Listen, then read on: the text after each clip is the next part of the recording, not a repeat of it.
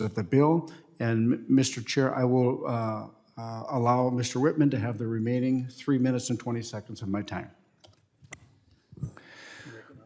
Well, thank you, Mr. Chairman. To my colleagues that say that crustacea don't move, my son's a commercial fisherman. You ask him about his catch from a day-to-day basis to see if crabs aren't a dynamic critter and if they don't move from place to place. Now, shellfish are sessile, crustacea are not. So to somehow say that it's not like other animals out there is just not correct. And when my colleague says that these decisions are not arbitrary, that they are indeed by the U.S. Fish and Wildlife Service based on science, then why would you object to this bill? Because that's exactly what this bill says. It says the science should be unique to the decision about the facility, about the property. So if you are going to have a lead ban in California because you've shown through science that it has an effect on California condors, I don't see how that is going to have an impact on a wildlife refuge in Virginia. There should be studies in Virginia to go, well, what are the species there? How much lead is there? How much is being ingested? Is the lead itself actually in a form that can cause a problem with the health of the animal? That's the key with this. This is a matter of, is it affecting the health of the animal?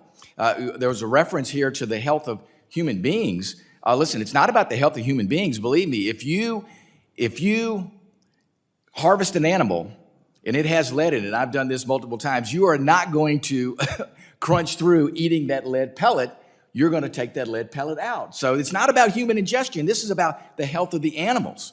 And we need science to make sure that we are showing that there is indeed, first of all, a source of lead that's there from sportsmen. Second of all, that lead is itself causing a problem in the health of these populations. Why wouldn't we want to use science?